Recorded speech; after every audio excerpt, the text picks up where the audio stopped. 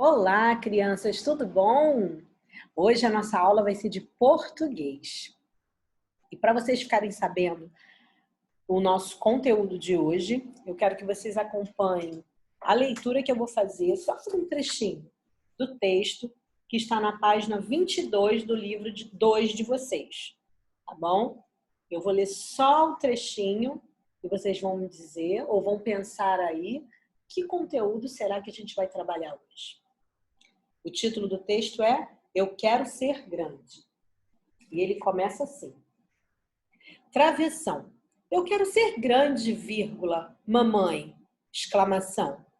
Traço, gritou Laís, vírgula, do quarto, vírgula, antes mesmo de dizer, abre aspas, bom dia, fecha aspas, ponto final. Você deve ter achado estranho a maneira que eu li o trechinho do texto, né?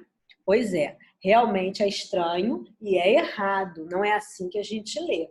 Mas eu quis chamar a atenção de vocês para os pontos, para os sinais de pontuação, para dizer que eles existem. Existem pessoas que se esquecem dele na hora da leitura e passam direto. Só que eles têm uma função muito importante na leitura e na compreensão do texto. E é sobre eles que nós vamos falar hoje. Ok? Os sinais de pontuação. Então, esse conteúdo está no livro 2, nas atividades 26, 27 e 28, da página 22 a 31, e você pode acompanhar. Então, o que são os sinais de pontuação? Os sinais de pontuação são sinais gráficos empregados na língua escrita para tentar recuperar recursos específicos da língua falada, tais como entonação, jogo de silêncio, pausas e etc. Ou seja, quando a gente fala com alguém na nossa língua falada, a linguagem oral, a gente não precisa utilizar os sinais de pontuação, porque a maneira que a gente fala, a expressão facial, a nossa expressão facial, a nossa entonação, ela já faz com que o outro compreenda o que a gente quer dizer, o que a gente está sentindo, se é uma pergunta, se é uma exclamação, se é uma afirmação. A gente não precisa do ponto dos sinais de pontuação. Mas na língua escrita, não é dessa forma. Para que as pessoas entendam o sentido que eu quero dar àquilo que eu escrevi, eu preciso utilizar os sinais. E cada um tem a sua função. E a gente tem que se atentar bastante para eles. Aqui, nesse conteúdo, a gente vai falar dos sinais de pontuação utilizado basicamente numa narrativa, porque o nosso texto base do livro é uma narrativa. E para relembrar o que é narrativa, narrativa é todo texto narrado, contado. A gente pode narrar uma história, a gente pode narrar um fato, né? Algo que aconteceu de verdade, a gente pode narrar um jogo. Tudo que a gente conta é uma narrativa. E os sinais de pontuação que aparecem nessa narrativa são ponto final, ponto de interrogação, ponto de exclamação, 2 pontos, travessão, vírgula, os 3 pontinhos chamados de reticências e as aspas. Eu vou pedir para você pausar o vídeo e lá nesse texto chamado Eu Quero Ser Grande, e por alguns minutinhos vocês vão grifar, marcar ou iluminar com o marca-texto todos esses sinais de pontuação que vocês encontrarem no texto, ok? Depois, conforme a gente for falando sobre cada um deles, vocês vão verificando se realmente é ou não é o que a gente for falando, ok? Podem ir lá.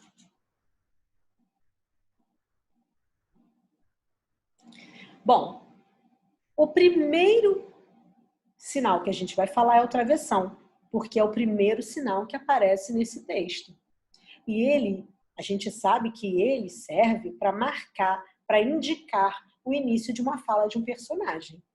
Geralmente, os textos eles não começam logo com a fala de um personagem. Eles começam com a fala do narrador, contando, né? Era uma vez, ou situando, em um dia, em um belo lugar. Geralmente o narrador começa a história assim. Mas diferente do que a gente vê, do comum, esse texto começa com a fala de uma personagem, a personagem Laís. E ela diz o seguinte: "Eu quero ser grande, mamãe!", gritou Laís. Percebam que lá no início da fala, antes de Laís começar a falar, aparece um travessão, grifado de vermelho. Em todas as falas dos personagens que você verificar nesse texto, vão aparecer travessões, indicando o início dessa fala. Aí você vai falar, mas no final também tem um travessão, olha lá. Não, esse do final da fala da Laís não é um travessão. A gente chama ele de traço mesmo, ele é um traço. Esse traço ele foi usado para separar a fala da personagem da fala do narrador. Porque logo depois da fala da Laís, o narrador vem explicando quem era a personagem. Ele não falou antes, lembra que ele não começou falando no texto? Então, depois, ele teve que explicar quem é que estava falando nesse texto. Gritou, e de que forma ela falou? Gritou Laís. E ele continua explicando. Ok? Então, esse tracinho é para separar. O travessão, ele só acontece no início da fala. E mais algo que a gente não pode esquecer. Cada fala, ela deve ser escrita em uma linha diferente. Cada personagem vai iniciar sua fala em um parágrafo diferente, indicado pelo travessão. Ok? Segundo ponto, segundo sinal, os 2 pontos. Ele serve para indicar que em seguida haverá uma fala. É aquilo que eu falei. Antes do personagem começar a falar, geralmente o narrador fala, explica quem vai falar depois. Por exemplo, retirado desse texto, a gente pegou esse pedacinho. A mãe riu por muito tempo e, ao mesmo tempo, apertou a filha contra o corpo, num abraço carinhoso. 2 pontos. Depois, a mãe vai falar.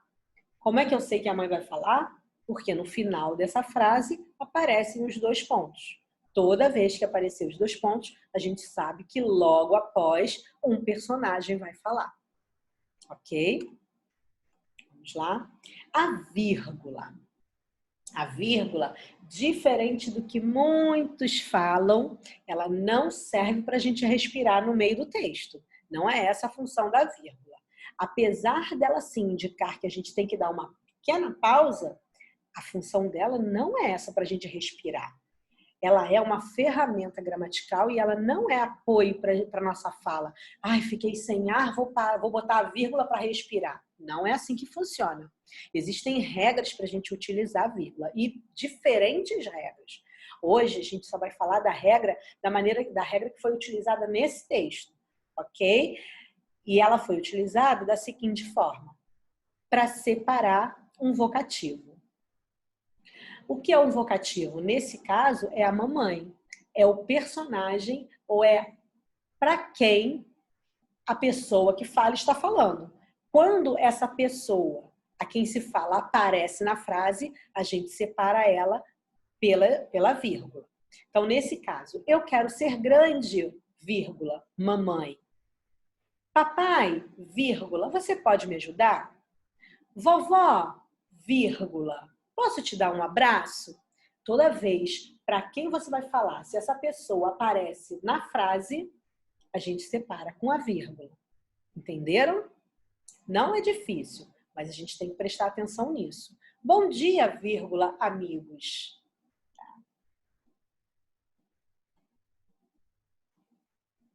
Ponto de exclamação. Esse aí é moleza, né? É para mostrar emoções, todo tipo de emoção. Nesse caso do texto, a menina, ela demonstrou uma indignação, impaciência. Ela diz, eu quero ser grande, mamãe. Ela está dizendo que ela quer ser grande, ela não está mais com paciência de esperar. Mas poderia ser um sentimento de alegria, né? Uma emoção de tristeza, enfim. O ponto de interrogação a gente usa para quê? No final de uma pergunta, para mostrar que aquela frase é uma pergunta. No texto ficou assim. Filha, você se lembra de quando você nasceu? Se não tivesse esse ponto de pergunta, nós não leríamos como pergunta. Leríamos, filha, você se lembra de quando você nasceu? E não haveria resposta. O próximo são as reticências, os 3 pontinhos. E eles servem para indicar que aquela ideia pode se prolongar. Foi usado no final do texto, quando a menina disse, o narrador disse, ou a gente botou reticências antes porque antes tinha mais um pedaço da frase.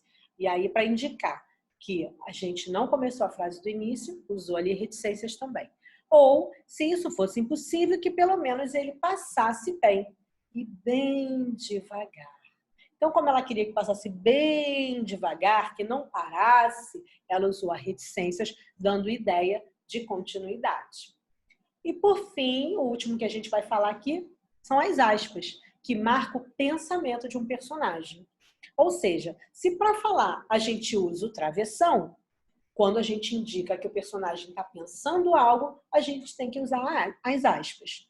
Por exemplo, Laís pensou, abre aspas, eu queria que o tempo parasse nesse instante, fecha aspas. O texto está indicando o pensamento da Laís. Ela poderia ter falado, não é?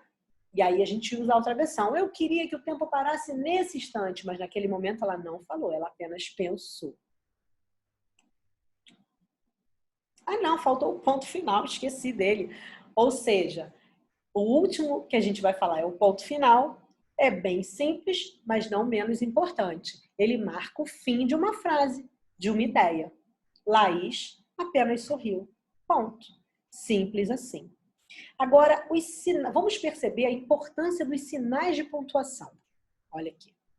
Mamãe queria um beijo. Essa frase não tem pontuação nenhuma. Então, eu posso ler, mamãe queria um beijo. Eu não sei quem está falando, para quem está falando e de que jeito está falando. Mas se eu colocar um ponto de exclamação, eu vou entender que ela está falando como? Mamãe queria um beijo. Ela está falando com emoção. Mas será que tem mais alguma coisa? Sim, olha, não é uma fala de um narrador. É a fala de uma personagem. Alguém está falando que a mamãe queria um beijo. Provavelmente é a filha ou o filho. Mamãe queria um beijo. Opa, nessa frase aparece uma vírgula. Mudou alguma coisa? É uma vírgula separando a pessoa a quem se fala. Então, esse filho está falando com a mamãe. Como é que ele está falando, então? Mamãe, queria um beijo. Ou seja, o filho quer um beijo da sua mãe. Olha como mudou o sentido da frase a partir da pontuação. Agora, olha essa história. O redator de um jornal escreveu em sua manchete: as escolas vão reabrir, não precisamos nos resguardar. Opa! Quem lesse essa manchete ia pensar o quê? As escolas vão voltar a funcionar, a gente não precisa mais se cuidar, certo? Ah, mas olha o que aconteceu. O seu diretor o chamou muito chateado e falou que aquela frase não era o que ele lhe mandou escrever. O diretor havia dito, sabe o quê? As escolas vão reabrir? Não, precisamos nos resguardar. Olha como a pontuação faz diferença. Ele primeiro fez uma indagação, talvez uma indagação indignado, inconformado. As escolas vão reabrir? E logo após ele diz, não, vírgula, precisamos nos resguardar, com ponto de exclamação. Então, a gente não pode esquecer nunca do ponto, de usar os pontos e de perceber os pontos. Agora vocês vão fazer as atividades da página 24 em diante, tá? O número 1. Vocês vão fazer da 24 em diante, que são tudo que a gente aprendeu aqui, os pontos, por que se utiliza, como se utiliza, transformar o diálogo usando a pontuação de diálogo nessas atividades aí.